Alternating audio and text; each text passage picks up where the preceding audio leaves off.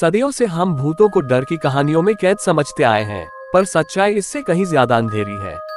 कुछ आत्माएं मरकर भी खत्म नहीं होती, वे लौटती हैं अपनी अधूरी कहानियां पूरी करने, अपने भूले हुए कदमों को वापस पाने और उन लोगों को ढूंढने जो उनकी आखिरी पुकार सुन सकें। धौलपुरा कस्बे में हर रात 2:37 बजे गूंजती है ऐसी ही एक आवाज, भारी, धीमी और असहनीय। कहते हैं वह कोई भूत नहीं, बल्कि एक ऐसी आत्मा है जिसे अब सिर्फ एक चीज चाहिए, अपनी मौत का सच। और यह कहानी उसी डर की जो लौट आता है। कही अनकही बातें, हिंदी हॉरर स्टोरी। शहर के बाहरी इलाके में एक छोटा सा कस्बा था, धौलपुरा। दिन में ये बिल्कुल सामान्य लगता था। लोग अपनी दुकानें खोलते, बच्चे मैदान में क्रिकेट खेलते और बुजुर्ग मंदिर के बाहर चारपाइयों पर बैठकर गपशप करते। लेकिन रात होते ही इस कस्बे की पहचान बदल जाती थी। हर खामोशी के पीछे एक छुपी हुई आवाज, हर हवा के झोंके में कुछ फुसफुसाहटें, और सबसे डरावना, हर रात 2:37 बजे कदमों की एक लंबी, धीमी और भारी आवाज। टक टक टक, जैसे कोई बहुत पुरानी लकड़ी के जूते पहनकर चल रहा हो।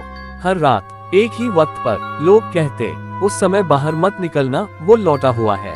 लेकिन ये लौटा हुआ कौन था? इसकी कहानी कहीं खो गई थी, सिर्फ आवाजें बची थी। कहानी की असली शुरुआत होती है अमाया से, एक 26 साल की कंटेंट क्रिएटर जो अपनी पैरानॉर्मल सीरीज के लिए मशहूर थी। उसके चैनल अनसीन इंडिया पर लाखों फॉलोअर्स थे। उसका नियम एक ही था, जहां सबसे कम लोग जाने की हिम्मत करते हो, वहीं जाकर शूट करना। एक दिन उसे एक पुराना ईमेल मिला। प्रेषक का नाम राजेश तिवारी। ईमेल में सिर्फ 3 लाइनें थी। ग्रेटर दैन धौलपुरा आओ, हमारे कस्बे में वो लौटा है।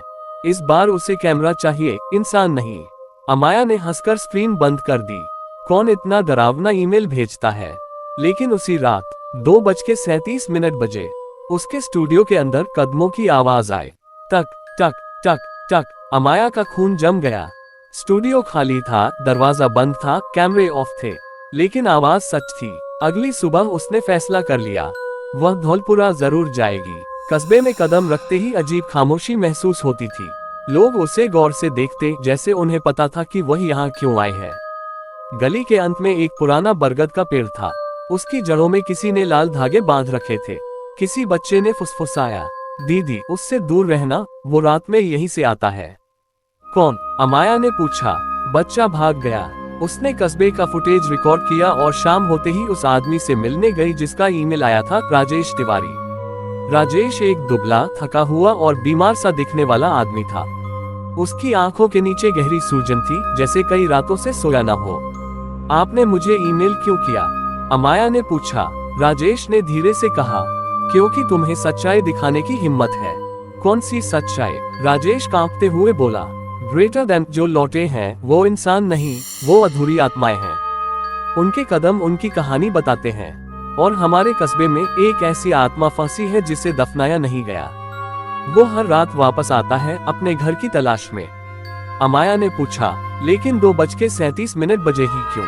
राजेश चुप हो गया। कुछ सेकंड के बाद बोला, वो समय उसका मरने का समय है। अमाया ने अपना कैमरा सेट किया। Drone, night vision camera, thermal motion sensor, सब। वह रात को बरगद के पास इंतजार करने लगी। 12 बजे, 1 बजे, सब शांत। लेकिन 2:37 बजे हवा का रुख अचानक बदल गया। पेड़ की पत्तियां सरसराने लगीं। और फिर टक टक टक टक, कदमों की भारी आवाज, जैसे कोई जमीन पर नहीं, जड़ों के ऊपर चल रहा हो। अमाया ने नाइट विशन कैमरे में देखा। हरे रंग की स्क्रीन पर सिग्नल गड़बड़ाने लगा। अचानक एक आकृति, धुंधली, लंबी, झुकी हुई, चेहरा नहीं, सिर्फ एक गहरी काली परछाई, और वह धीरे धीरे उसकी ओर बढ़ने लगी। अमाया डर से हिल भी नहीं पाई। परछाई इतनी लंबी थी कि लगता था वह किसी और दुनिया से कटी हुई हो। जैसे जैसे वह आगे बढ़ी, कदमों की आवाज और भारी हो गई। टक टक टक, परछाई पास आते ही उसके कैमरे के सभी सिस्टम बंद हो गए। लेंस धुंधला पड़ गया। बूम माइक्रोफोन खुद ब खुद रिकॉर्डिंग बंद कर गया। अमाया के कानों में एक आवाज गूंजी, हम घर लौटते हैं। ये आवाज हवा में नहीं थी, सीधे उसकी खोपड़ी के अंदर गूंज रही थी। अमाया चीख पाए इससे पहले कि वह परछाई सामने आ जाती। लेकिन तभी राजेश भागता हुआ आया और उसे पकड़कर पीछे खींच लिया। परछाई वापस अंधेरे में गायब हो गई। राजेश ने गहरी सांस लेकर कहा, तुम समझ नहीं रही, वो तुम्हें मारने नहीं आया था, वो तुमसे कुछ चाहता है, कुछ जो तुम लेकर आए हो। क्या? अमाया ने कांपते हुए पूछा। राजेश ने उसके कैमरा बैग की ओर इशारा किया। उससे कैमरा चाहिए। अमाया हतप्रभ रह गई। कैमरा क्यों? राजेश बोला। ग्रेटर देन, वो अपनी मौत को देखना चाहता है। जो लोग अधूरे मरते हैं उनकी आत्मा अपनी ही मृत्यु की याद ढूंढती है। उसे पता नहीं कि वो कैसे मरा था, और जब तक उसे ये पता न चल जाए वो लौटता रहेगा। अमाया को पहली बार लगा ये कहानी सिर्फ डरावनी नहीं, बेहद दुखद है। अमाया कस्बे की पुरानी फाइलें खोजने लगी, पुराने समाचार पत्र, दस्तावेज, सरकारी रिपोर्ट, सब। लेकिन रात के 2:37 पर मरा हुआ कोई आदमी, ऐसा कोई रिकॉर्ड नहीं मिला। एक बूढ़ी औरत बोली, बेटा, रिकॉर्ड कैसे मिलेगा? यहाँ तो किसी की लाश भी नहीं मिली थी। लाश नहीं मिली? अमाया ने पूछा। हाँ, बूढ़ी औरत फुसफुसाई, बस उसके कदम मिले थे उसके शरीर के बिना। उसकी रीढ़ में सिहरन दौड़ गई। अमाया ने पेड़ के नीचे खुदाई की। मिट्टी नरम थी, जैसे किसी ने पहले खोदा हो। कुछ इंच नीचे उसे एक पुरानी लकड़ी की चप्पल मिली, सड़ी गली, लेकिन उस पर वही पैटर्न था जो उसने नाइट विशन में छाया के पैरों पर देखा था। उसने चप्पल उठाए। अचानक पेड़ के भीतर से आवाज आए, टक टक टक। अमाया का दिल जोर से धड़का, लेकिन इस बार वह भागी नहीं। उसने पेड़ के तने पर हाथ रखा और आंखें बंद कर लीं। और अचानक उसे एक पूरी घटना दिखाई देने लगी, जैसे वह किसी और के शरीर में पहुंच गई हो। बरसात की रात, गहरी आंधी, एक आदमी धौलपुरा लौट रहा था। चप्पलें कीचड़ में फंसती जा रही थी। वह बार बार पीछे मुड़कर देखता, जैसे कोई उसका पीछा कर रहा हो। फिर अचानक एक चीख, अंधेरे से कुछ दौड़कर आया। जानवर, आत्मा या इंसान, कुछ कहना मुश्किल था, लेकिन आदमी गिर पड़ा और फिर सब कुछ अंधेरा। मौत इतनी तेज थी कि उसे समझने का समय भी नहीं मिला। कोई लाश नहीं मिली, शायद किसी जानवर ने उसे खींचकर ले लिया, या शायद कुछ और।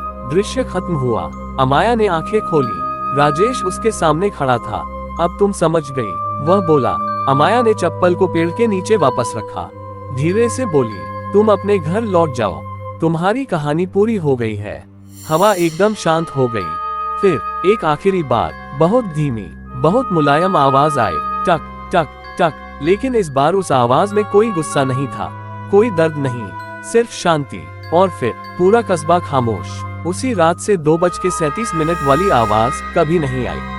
अमाया शहर लौट आए और वीडियो एडिटिंग शुरू की, लेकिन जब उसने नाइट विशन फुटेज खोला तो उसके होश उड़ गए। उसके कैमरे ने उस रात कुछ रिकॉर्ड नहीं किया था, लेकिन अगले दिन उसके फोन में एक